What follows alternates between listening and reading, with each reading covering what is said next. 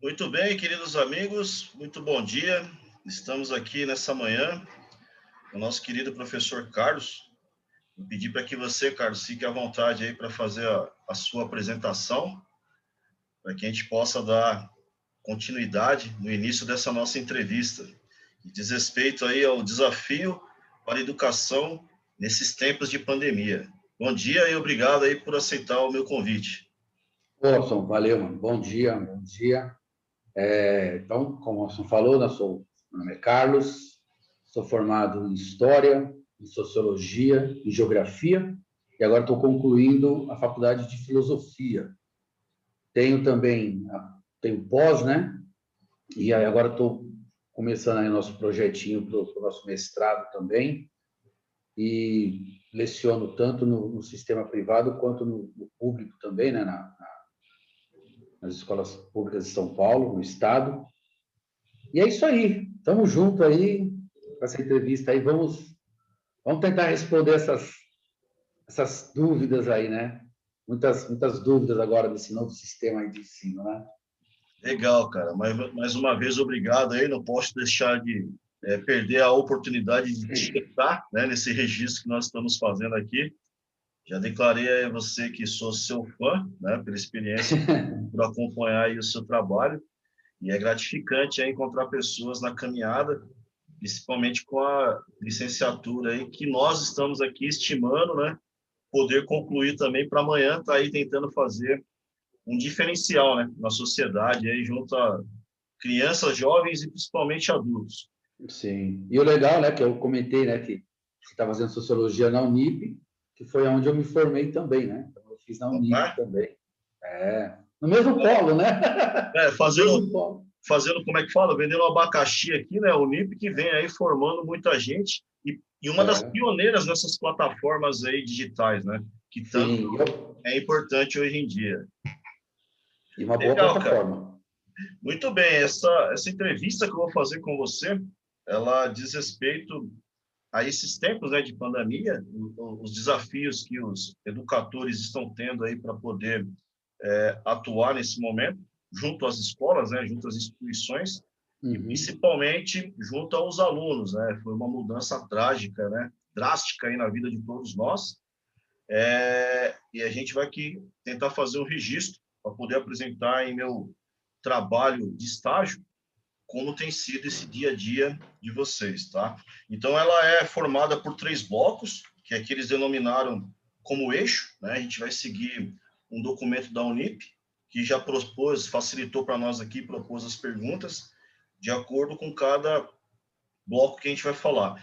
Então, no eixo 1, que diz respeito à organização do ensino em 2021, nós temos 3 perguntas, tá? E a Uhum. primeira delas diz o seguinte: como está sendo ou foi organizado o retorno às atividades em 2021?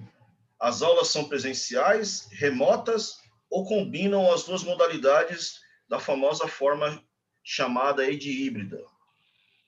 Muito bem. Bom, então vamos lá. É lógico que existem realidades, né? Quando nós falamos do sistema público e do sistema privado. No sistema público, além, né, de lecionar, eu também cuido, né, de uma pasta chamada Protec, né, que o governo criou agora, que é o professor responsável pelas tecnologias, né? Então, cada escola estadual tem o professor Protec.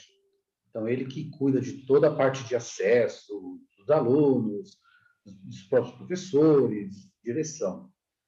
Bom, vamos falar então do sistema público, né? Então, vou usar de forma particular a escola, né, a qual eu leciono também. Lá nós fizemos inicialmente um planejamento voltado diretamente para esse sistema híbrido, né? Então, o governo ele tem o Centro de Mídia, né, o CNSP. Lá, então, nós temos as aulas, né, que já vêm do Centro de Mídia, e também temos as aulas síncronas, né, que é as aulas online, ao vivo, que os professores, aqueles que fazem parte do grupo de risco, né, eles ficam em casa, né, também lecionam, e houve um fracionamento, né? Então, o governo estipulou ali que as escolas fizessem um rodízio, né, dos estudantes, e a escola adotou esse procedimento. Então, acontecia o professor, vamos dar um exemplo, dou aula de história para o 7º ano. Então, a sala foi dividida em 3, né? Então, uma semana vem do 1, sei lá, são 30 alunos, do 1 ao 10, do 11, né? E assim sucessivamente. Então, cada semana vem uma turma, vem um grupo da sala. E até pela minha facilidade, então eu consigo dar aula fazendo híbrido, né? Então, dá tanto para quem está na sala e, ao mesmo tempo, para quem está em casa, né? Então, a ideia pelo menos ali onde eu leciono, foi fazer isso também com os professores. No particular, teve também essa modalidade do híbrido. É lógico, eu dou aula em 2 escolas particulares, cada uma adotou uma forma diferente, né, da outra. Mas, no geral, o que nós estamos fazendo é isso. Então, vamos dar um exemplo. Uma escola que eu leciono, eles fizeram um revezamento. Num dia vem o 6º e o 8º, né? Os outros ficam em casa. Então, o mais usado realmente, inicialmente, foi essa questão do ensino híbrido, né? De fazer essa mesclagem aí, tanto online quanto da forma presencial.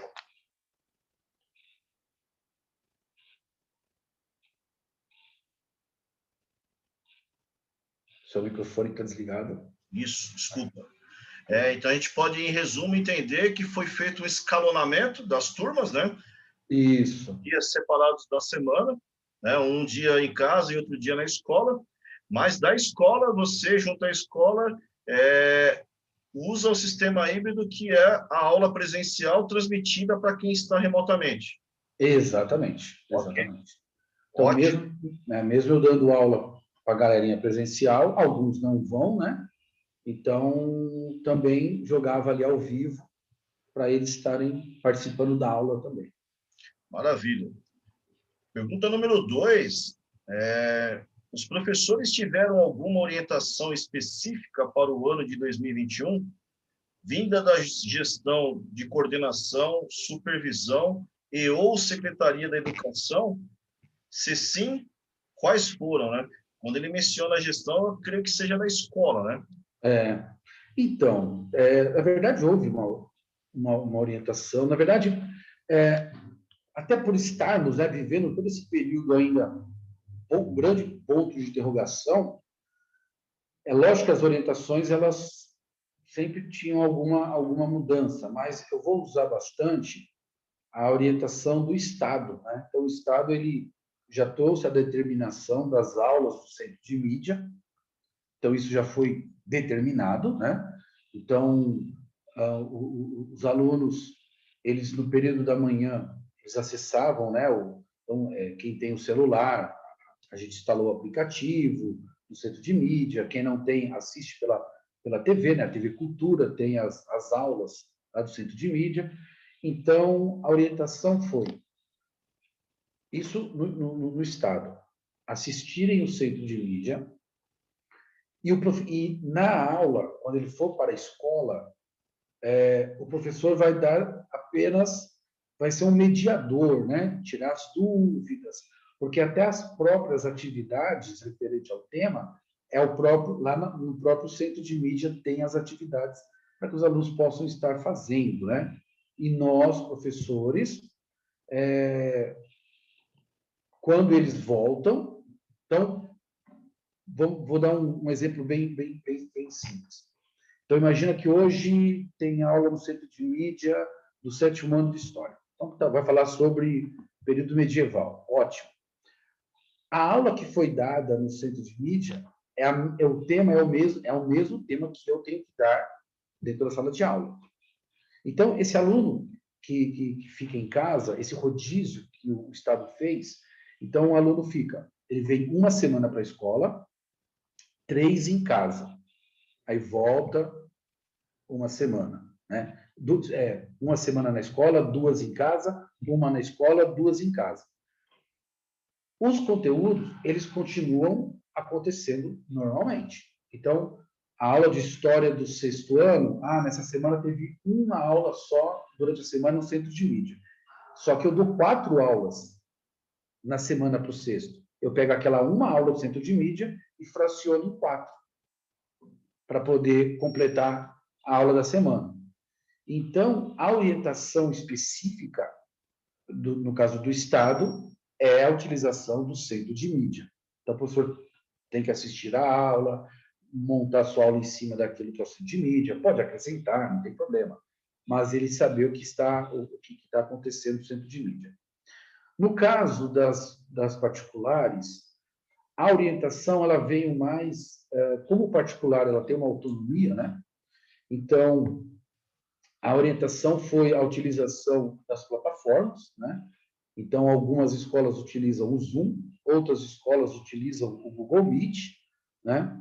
Então, a orientação foi fazer a aula, videoaula, gravar a aula, usar as postagens, utilizar bastante videoaulas, né? Quando eu digo utilizar videoaulas, não é gravar aulas, até buscar dentro do YouTube, né? Eu faço muito isso, né? Eu gosto vou falar de um tema, de repente tem um documentário, tem um filme, tem uma videoaula de um professor, um canal específico, essas indicações. Então, a orientação foi mais dentro disso e tentar trabalhar muito a questão do emocional, né? Que eu acho que é o principal dentro desse período, e é uma coisa que eu gosto de fazer, né? Trabalhar essa questão do socioemocional. Então, a orientação, se eu for analisar no geral, foi mais essa, falar da questão do socioemocional. Muito bom, as coisas se complementam aí, né? Muito bom. Sim. Ok. A número 3 menciona quais ações de acolhimento e de adaptação foram planejadas para as crianças e para os familiares, né? Já que ficaram todos aí no mesmo pacote, né? Então, rapaz, para a questão dos estudantes, inicialmente, vou falar eu, tá? Eu, professor Carlos. A minha primeira semana de aula nas escolas, eu não trabalhei conteúdo nenhum, acho que nas 2 primeiras semanas. Eu fiz foi bate-papo.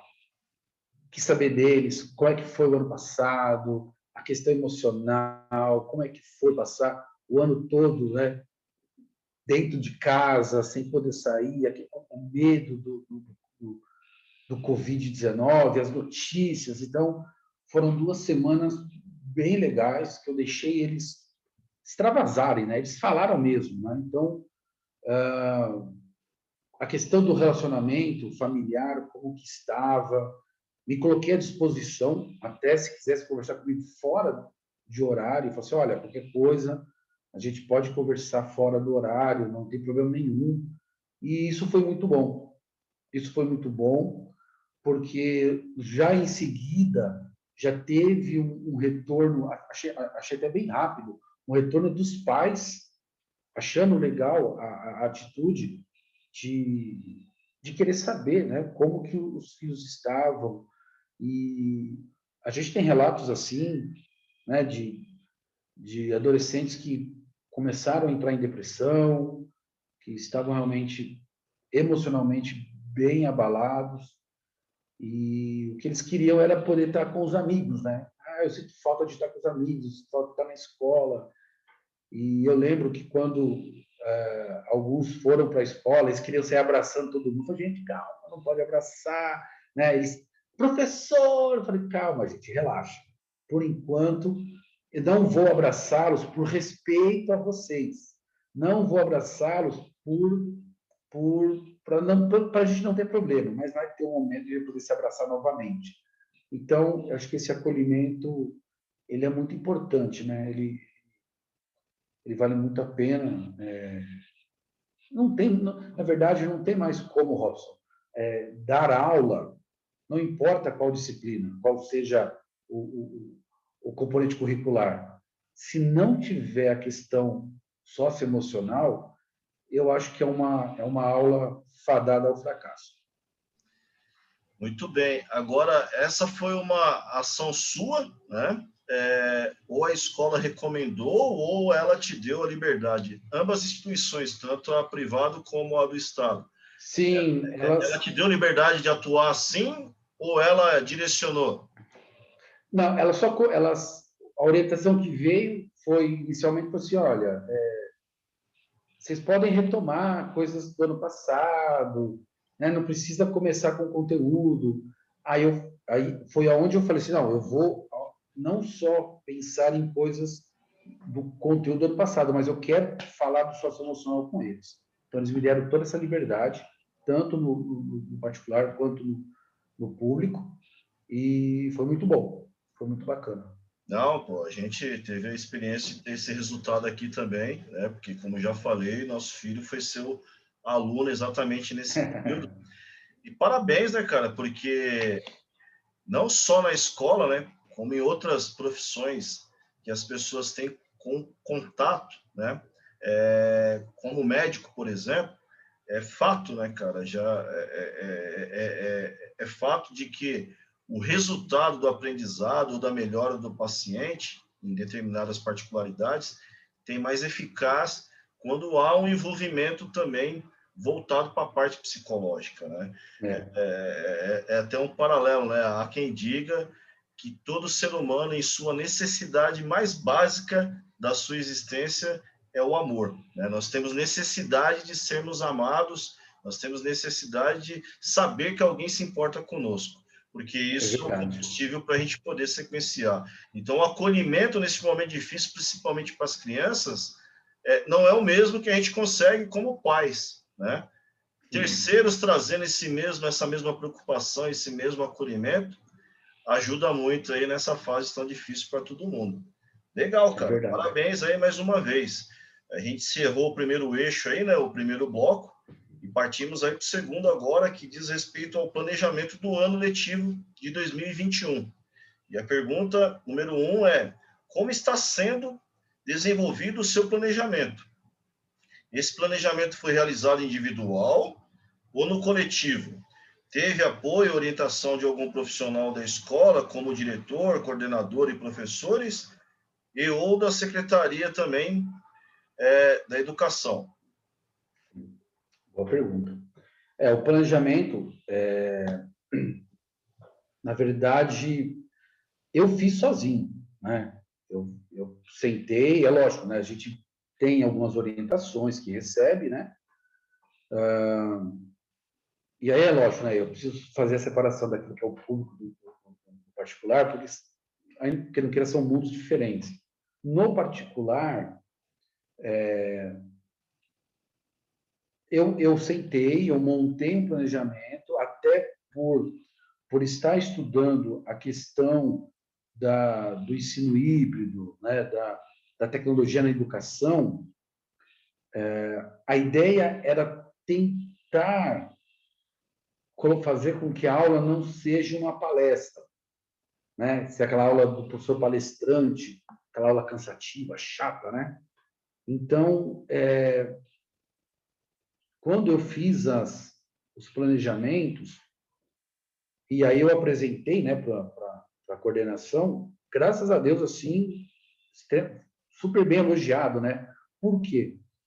Porque como eu sempre trabalhei, né, sempre gostei de trabalhar com temas, né? E aí eu posso falar, né? Pô, eu dei ela para o seu filho lá do sexto ano, né? Sexto, sétimo e oitavo, né? E eu lembro quando eu dava aula de história para o sexto ano para ele, eu sempre passava, olha, assiste esse filminho, assiste essa animação, né? E aí, é lógico, eles vão crescendo, a gente vai mudando o conteúdo. E como eu sempre trabalhei utilizando essas ferramentas tecnológicas, e a gente vê que hoje alguns professores são meio contra, né? Então, a coordenação aprovou. Eles adoraram, né? Poxa, que bacana, você trabalha com vídeos, filmes. Então, foi nisso. Eu montando, apresentando para a coordenação, E eles, né, ó, cara, só muda isso, só muda aquilo. E eu alterando, então teve essa parceria aí também. Foi bem bacana. Legal, cara, muito bom. Número 2, como você planejou e tem planejado a sua rotina de trabalho? Quais as atividades permanentes, sequenciais, ocasionais que serão propostas a projetos? Rapaz, essa pergunta, eu acho que, não vou falar que é a mais difícil de responder, porque, eu vou dar um exemplo, né? Eu montei todo no planejamento, agora, por causa desse feriadão que teve, eu vou ter que mudar. Tem que mudar o planejamento, né? Tem que alterar, tem jeito. Mas, assim, é, eu vou tentar resumir essa pergunta dizendo o seguinte: o que eu tenho tentado colocar em prática, e eu falo isso para os alunos, né? Eu dou aula tanto para o Fundo 2 quanto para o ensino médio, é que falei, ó, gente, esse ano nós vamos fazer, eu falei que eles vão ser minhas cobaias. Então eu estou aplicando as metodologias ativas, né, nas salas que eu dou aula, porque a maioria, assim, os professores muitos não fazem, eles são os tradicionais aí. E eu não gosto desse tradicionalismo, né? Então assim, eu escrevo pouco na lousa. Então, eles falam, professor, mas escreve, eu falo, não, vou escrever o quê na lousa, né? O máximo que eu faço é um mapa mental na lousa e vou dar explicação. Então, o que eu tenho feito, o projeto que eu tenho buscado elaborar é fazer com que eles se tornem protagonistas do seu conhecimento. Então, eu falo, olha, pega aí a caneta marca-texto e põe na página tal, estou explicando. Ó, anota isso aqui é importante.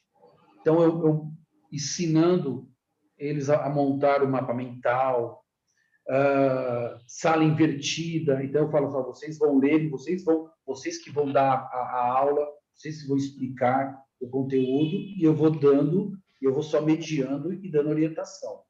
Então, acho que essa resposta, dando essa pergunta, eu acho que se encaixa bem. Porque montar um projeto esse ano, assim, infelizmente, ainda não tem como. Porque é um grande ponto de interrogação que estamos vivendo, né? E outra, é um momento de adaptação para todo mundo, né? A gente teve o ano Exatamente. passado como um ano impactante, né? Todo Sim. mundo teve que se adaptar ao que foi possível para sequenciar. Já esse ano a gente tem um pouquinho da experiência do ano passado, mas ainda com compromisso de sequenciar. Tá? Estou de acordo, muito bom. Pergunta número 3. Quais materiais e recursos que você utiliza para planejar as atividades? Quais os recursos tecnológicos? Boa pergunta. Bom, os materiais, então, assim, a gente utiliza, no caso, nas escolas eu tenho utilizado a ferramenta que é o Google Meet, tenho utilizado filmes, então, em uma das escolas eu dou aula de História, Geografia, Filosofia e Sociologia. Então, estou falando de Primeira e Segunda Guerra. Então, olha, assiste tal filme, que o filme vai falar sobre isso. Olha, vê esse canal do YouTube, porque ele tem a explicação também do que eu estou falando. Passo um texto para eles, né? Então, olha, dá uma lida nesse texto aqui, porque ele vai acrescentar na nossa fala, né? Então, eu tenho buscado fazer isso. Tanto é que eles me cobram, né? O dia que eu não passo filme, professor, indicação de filme, né? Então, vou até dar um exemplo, né? Quando a gente fala de Segunda Guerra Mundial, a gente fala, mas eles não conseguem ter uma ideia exata do que é, o que foi a guerra. Então, tem um filme na Netflix chamado O Fotógrafo de Mauthausen. É um filme bem forte. Então, fala, assista esse filme, vocês vão entender o que é a guerra. Eles assistiram, professor, que doideira. Então, eu tenho levado eles a essa realidade. Então, dependendo, quando vai falar de política, e tem filmes que eu indico para que eles entendam, né? para que eles tenham uma consciência política maior, né? Então, eu tenho trabalhado muito filmes, documentários, né? Então, eu acho que essa, inicialmente, é a ferramenta. O que eu estou tentando implantar agora são alguns aplicativos, tipo Kahoot, né? Que é alguns quiz, uns joguinhos, e estou tentando agora, porque eu não posso, como eu falei, pelo que a gente está vivendo, querem falar de guerra mundial, usar o jogo War. Tanto é que eu comprei o War para poder dar aula de guerra, sobre guerra mundial. Só que eu não posso levar o War para a sala de aula, a gente tem que ter uma consciência. Mas eu já comprei o War, que é para poder dar aula sobre guerra mundial. Muito bom. Então, percebe-se que você é muito criativo de uma forma independente, né? E isso é muito bom, né? A gente vai tentando, né? É legal, cara. Muito bem. Número 4. Quais espaços e ou ambientes, espaços presenciais ou virtuais, e você utiliza para o desenvolvimento das rotinas pedagógicas com a sua turma? Acho que meio que a gente aqui respondeu, né? Então, hoje, a gente trabalha basicamente aula síncrona, né? Por enquanto, no momento, aula síncrona. E quando era... Posso até falar das experiências que eu tive antes da pandemia. Eu gosto de utilizar os espaços da escola. Então, eu lembro que eu dei uma aula uma vez para uma turma falando sobre projeto de vida e eu levei eles para andar pela escola.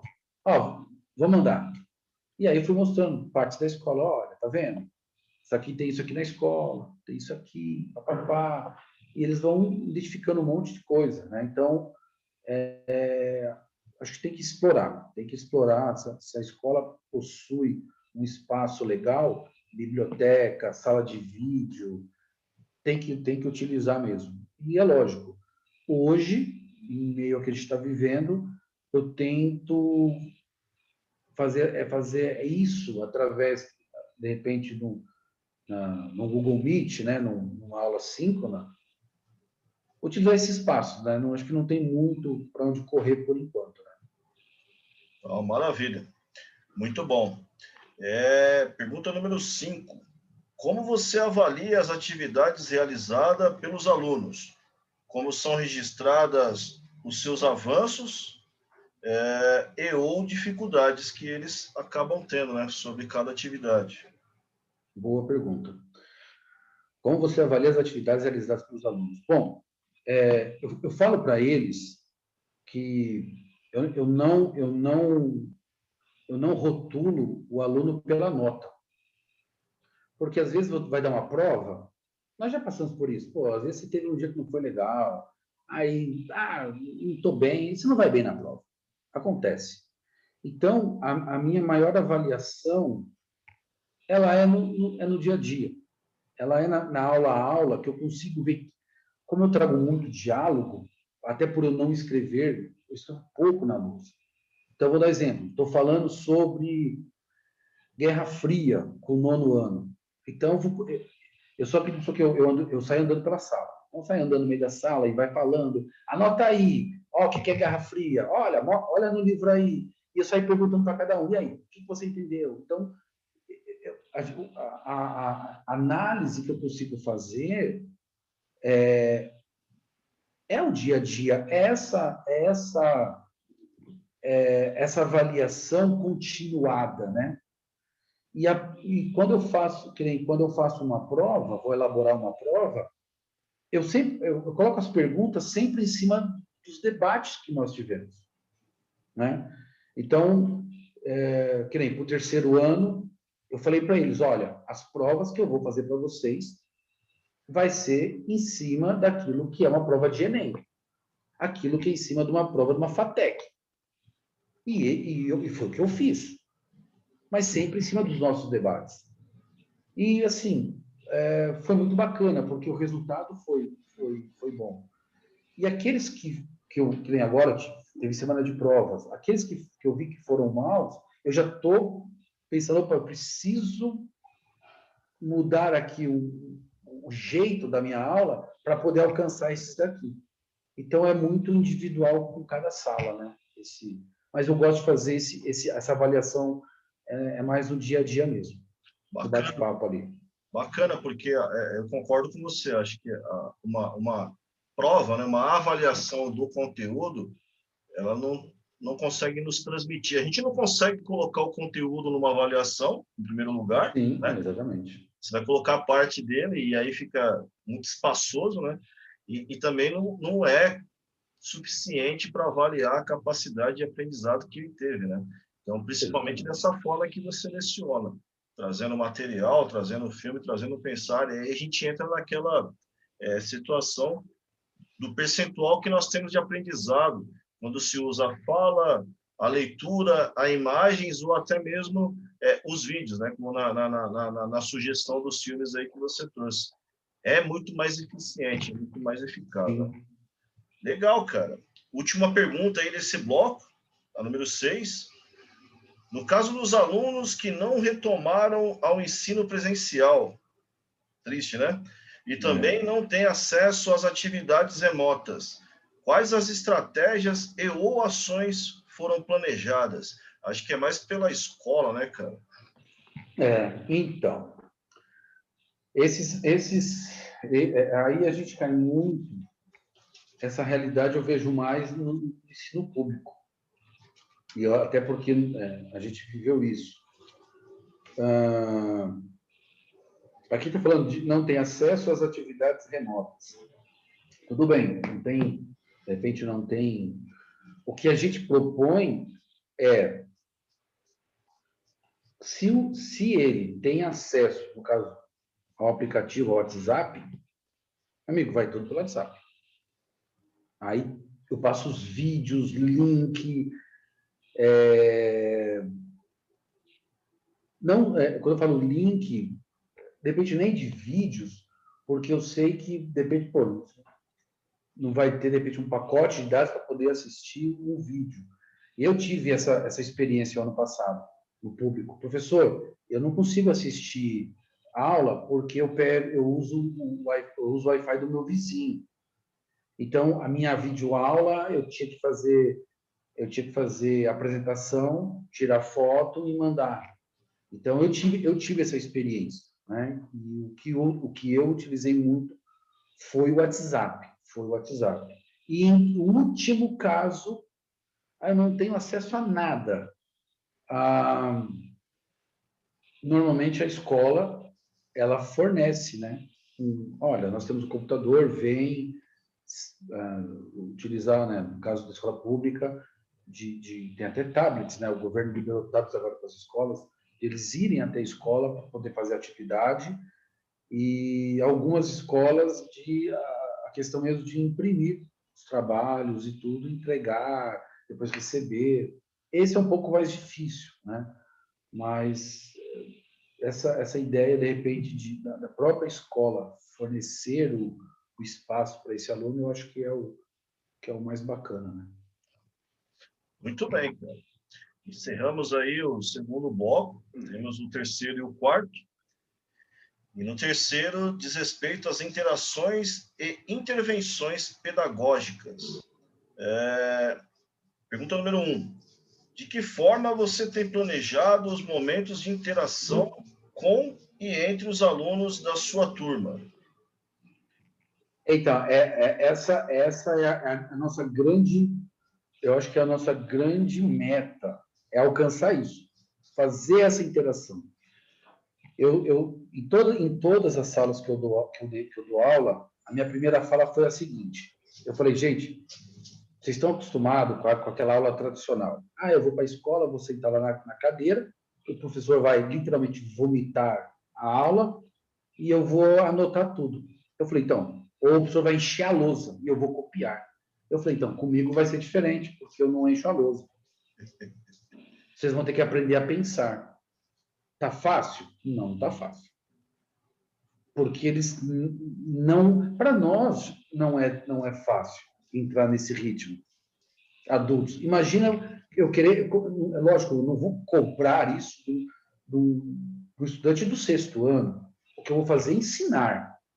E, na verdade, o que eu estou vivendo é esse processo.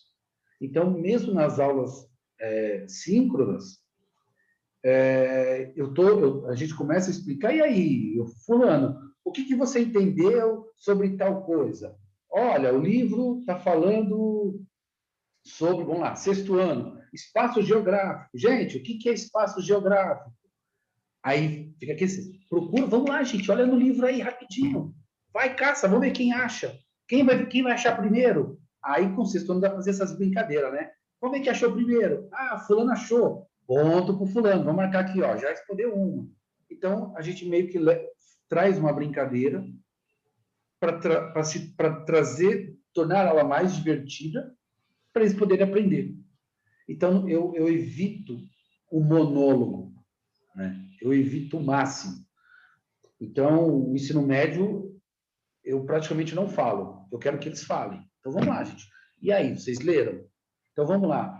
Primeiro ano, a gente está falando de filosofia. O que é filosofia? Tanto é que eu pedi para eles montarem uma apresentação. Dei lá Aristóteles, Platão, Tales de Mileto, Pitágoras. Montei 3 grupos, vocês vão escolher os filósofos e vocês vão montar uma apresentação. Vocês vão fazer um seminário. E eu não dei aula sobre eles. A aula quem deu foram os alunos. Pô, foi fantástico. Foi muito bacana. E eu elaborei a prova em cima da apresentação deles. E eles foram bem nas provas. Então, foi um resultado muito bacana. Então, eu estou tentando implantar essa sala de aula invertida, né? Não, maravilha. Põe os caras para ir atrás e pensar, né? Porque é parte desse modelo que nós estamos vivendo hoje, né? Porque a faculdade é assim, né? Eu falo para eles, gente, na faculdade não vai vir nada pronto. Eu lembro quando eu fazia faculdade de História, o professor falou assim, olha, o material está lá na Xerox, tá bom? Vocês pegam lá, estudam, porque aquilo é a prova. E a gente tinha que, o professor fazia, assiste tal filme, tal livro, e a gente tinha que sair correndo atrás. E aí eu falo isso para eles, vocês precisam aprender isso agora, porque se vocês aprenderem, lá na frente vai ser tranquilo. E o que eu estou buscando implantar nas aulas é a questão colaborativa. Até porque hoje as empresas, o que elas mais querem de um profissional é o senso colaborativo. Exato. Ninguém vive sozinho. Muito bom. Pergunta número 2. Houve alguma interação com as famílias nesse início de ano? Se houve, quais foram? Esse início de ano, não. Não, ainda não. Na verdade, não. Até uma escola ia ter uma reunião, uma coisa, mas acabou cancelando. Mas professor diretamente com as famílias, por enquanto, não. Nem no público, nem no privado. Presencial e nem virtual também? Não. Quem fez mais esse papel, pelo menos no sistema privado, foi a direção. Tá. Entendi. Número 3. Quais os maiores desafios do trabalho pedagógico neste ano letivo de 21, né? Quais serão, né? A aula síncrona. Já dá para avaliar qual é o maior? Sim, acho que o maior desafio, porque eu ouço, como eu falei para você, né? Eu comentei que nos primeiros dias de aula, como eu trabalho muito a questão do socioemocional, então muitas vezes eu termino a aula tipo 10 minutos e a gente fica batendo papo. Eu vou bater papo com os alunos, né? E essa semana, uma falou assim para mim, nossa, professor, como é difícil a aula online. Porque a gente perde muita atenção. E realmente, porque primeiro, a casa do professor não é uma casa estruturada, a gente tem uma estrutura física para aula online. Eu não tenho um estúdio na minha casa. Climatizado, etc. Não tem, meu. Eu não tenho aqui aqueles jogos de luzes, eu não tenho todo o sistema. E para o aluno também não é fácil, porque, assim, o que a gente percebe? Muitos, que nem eu já falei, gente, não assistam aula deitados, porque muitos ficam dentro da cama, não vou ligar a câmera, fico deitado aqui e não vai prestar atenção. Então, a orientação que eu faço, vai lá, vai para a mesa, né? Pega uma cadeira bacana, monta lá o celular, o notebook, o computador, se prepara para a aula. Então, acho que o grande desafio é conscientizar tanto os alunos quanto os pais de que nós estamos vivendo um período em que é necessário esse sistema de ensino e que mesmo depois que todo mundo for vacinado, que essa pandemia acabar, esse sistema de ensino não vai morrer. Ele veio para ficar. Então, como nós temos... Isso é um processo cultural. Nós estamos falando de mais de 300 anos que a educação sempre foi de um jeito. E agora nós estamos implantando um novo jeito.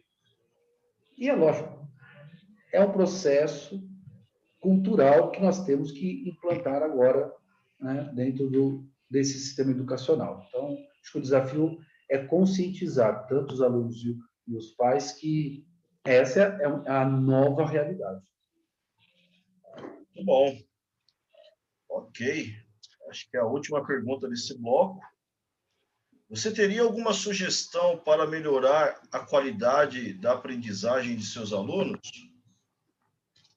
Rapaz, que pergunta boa. Olha, eu acho que para melhorar a qualidade da aprendizagem, eu acho que vai vir através da conscientização. A partir do momento que eles entenderem que nem eu fiz uma pergunta para eles, eu perguntei isso para todas as salas. Então, vamos dar um exemplo. Eu dei aula hoje, eu sempre falo para eles qual vai ser o tema da próxima aula. Eu sempre falo, olha, a próxima aula vai ser o tema tal, é o livro, página tal, a página tal. Então, vocês leiam, faça anotação no caderno, escreve no livro, anota. Aí, eu perguntei isso para todos. Se o professor não vier para a sala, quem vai dar aula? Eles, não tem aula. Eu falei, tá vendo? Esse é o problema. Vocês ainda são dependentes do professor. Se eu já passei qual é o tema, se eu já passei quais são os capítulos, se eu não vier dar aula, vocês dão a aula. Mas como? Vocês vão discutir entre si, vão discutir lá, vão discutir entre vocês o tema que está sendo trabalhado. Eu falei assim, isso é o protagonismo que eu quero que vocês tenham. Infelizmente, nós somos de uma cultura, não estou dizendo que vai acabar o papel do professor, não é isso. Mas, assim, ou você é ou não é proativo. O que eu quero que vocês aprendam é ser proativos. Tem essa proatividade de correr atrás. O professor deu uma aula sobre o período romano. Ok. Você vai ficar só no que eu falei ou você vai buscar conhecer mais? Você vai ser o medíocre? Eu não sou medíocre, é o que está na média. Ele não sai da média, é o mediano. Então, você vai ser o mediano ou você quer dar um passo além? Então, a ideia é trazer essa consciência. Se isso acontecer, é fantástico. Ok, professor. Muito bom. Entramos aí no quarto bloco, né, no quarto eixo, que já é aí o encerramento da entrevista, com duas perguntas finais, que diz respeito ao número 1, você, enquanto professor, deseja complementar algum aspecto importante que não tenha sido abordado durante essa entrevista? Você tem algo a acrescentar que seria pertinente aqui, para o propósito?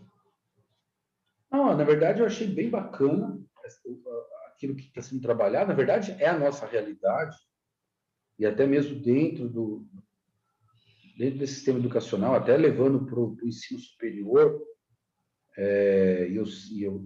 Como eu tenho uma amiga que é coordenadora, né, de curso do ensino superior, então eu converso bastante com ela, ela me fala também. E quando ela me conta as dificuldades que tem, eu lembro, parece que parece que estou falando do ensino médio, né? Porque as coisas são as mesmas, são as mesmas. Então, eu acho que dentro daquilo que é a nossa realidade, é perfeito. Eu acho que está dentro realmente daquilo aquilo que foi proposto, né, para essa entrevista, tá bacana. Legal, cara. Na número 2, muitos afirmam que 2020, inclusive eu afirmei isso em uma reunião com a escola do Arthur, que foi um ano escolar perdido para os alunos. Como você avalia essa afirmação? E aí eu tomei um puxão de orelha e até justifiquei, mas eu gostaria de ouvir a sua opinião. Então, mas na verdade todo mundo não, mas a maioria falou isso, que foi um ano perdido. E eu não vou enxergar como um ano perdido, não. Sabe por quê? Lógico, eu não posso generalizar. E eu vou te falar porque nós tivemos esse problema no ano passado, tanto no privado quanto no público, de professores que realmente deram aula, que não, vamos lá, não sei mexer no Zoom, não sei mexer no Google Meet, não sei mexer, mas vou aprender e vou dar minha aula. Teve professor que se acomodou. Só mandava atividade, não dava aula, não fazia nada. Então assim, eu não vejo que foi um ano perdido. Eu vejo que foi um ano de ensinamento. Tudo bem que nos pegou aí de calça curta, né? Pá! Mas eu vou ser sincero, eu não vejo como ano perdido, não. Se eu fosse fazer uma tese, né? Eu falaria que o ano 2020 foi um ano de descobertas. A gente descobriu um monte de coisa. Os pais descobriram o quanto é importante ter professor, porque os pais tudo doido, que não aguentava mais o filho de casa. Porque... Para você ver, né? O pai reclamando de o professor fica com 30 dentro da sala, né? O professor descobriu o quanto é importante ele entender de tecnologia. E eu falo isso desde o ano passado. O professor que não se aprofundar em tecnologia vai ficar para trás. Tanto no privado quanto no público. Ele vai perder espaços. Então, o ano 2020, ele foi um ano que ele trouxe a realidade de algo que já se estuda há muito tempo, que é a educação, que é o ensino híbrido, que é o uso das tecnologias na educação. Então, o que 2020 fez foi forçar os professores a utilizar aquilo que tanto se falava. Então, eu não vejo o ano 2020 como perdido. Eu aprendi muita coisa. Eu adquiri muito conhecimento. Muito bom. Acho que é uma resposta que você tem que pensar um pouquinho antes de respondê-la, né? E eu pego de supetão, e por ser aí da formação também de exatas, né? A gente sempre usa percentual, né? E quando o percentual é abaixo aí de 30, a gente considera perda, né? E foi assim que eu considerei, mas, cara, eu concordo plenamente com o que você falou. E por sorte de nós aqui no Brasil, né? Porque esse momento de mudanças aí começou a chegar para nós aqui em janeiro, fevereiro, né? Em março aí a gente foi ter a primeira morte, e aí já o início das ações aí voltados do distanciamento, né? Até por calendário a gente aqui foi privilegiado, né? Por filosofia de vida, eu sempre procuro também encontrar o que é positivo sobre as coisas. E concordo plenamente com tudo que você falou. É um momento diferente para todos nós, são oportunidades inúmeras, né? Em todas as áreas aí a gente se redesenhar, né, a nossa vida, né? Para a gente poder traçar uma nova forma de viver, porque isso nos trouxe de uma forma talvez muito brusca, né, a realidade do futuro, né?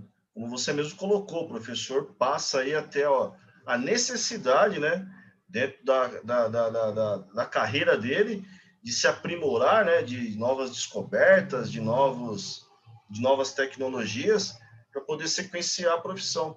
Porque eu também concordo que isso chegou e vai ficar.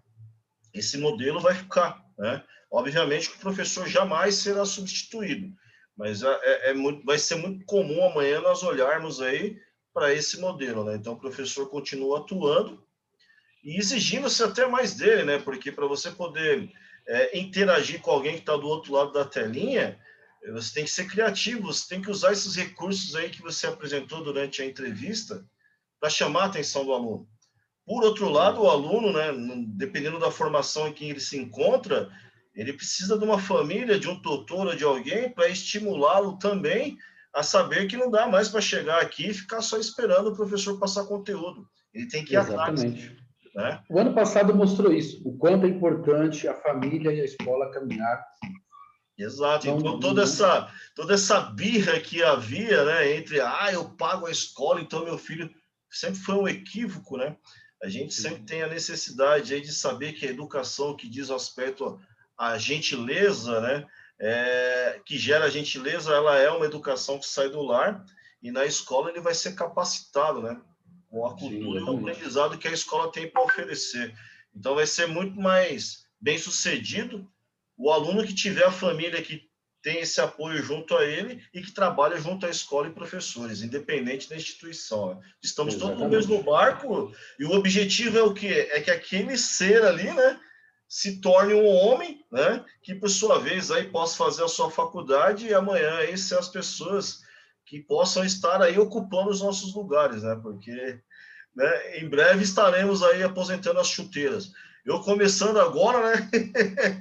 Essa ideia, né? Já mais para metade da vida do que para o início, né? Mais para o fim do que para o início. Mas é isso. Acho que, cara, obrigado mais uma vez por aceitar aí o meu convite. Muito bom te conhecer um pouco mais através da entrevista dentro da sua profissão. Espero que eu possa absorver aí parte do que você nos trouxe, me enriqueceu essa manhã, né? E queria te pedir um conselho, cara. O que você tem a dizer para mim aí que tem esse projeto aí de lecionar amanhã, né? O que você tem aí a acrescentar nessa minha futura caminhada? Com certeza. Em primeiro lugar, Rafa, queria agradecer, né, pela lembrança aí, pelas palavras. É muito bom a gente ter um reconhecimento dos pais dos alunos, né? Então, na nossa conversa em off, você me falou, né, daquilo que os pais falam, das experiências que eu tive também nas outras escolas, né, da dedicação, né? E eu falo que se eu quisesse ser rico, eu não ia ser professor, né? Então, mas por que ser professor? Porque eu gosto de compartilhar. Porque Paulo Freire falava isso, né? Que, na verdade, na aula você ensina, mas você aprende quando ensina, ensina quando aprende.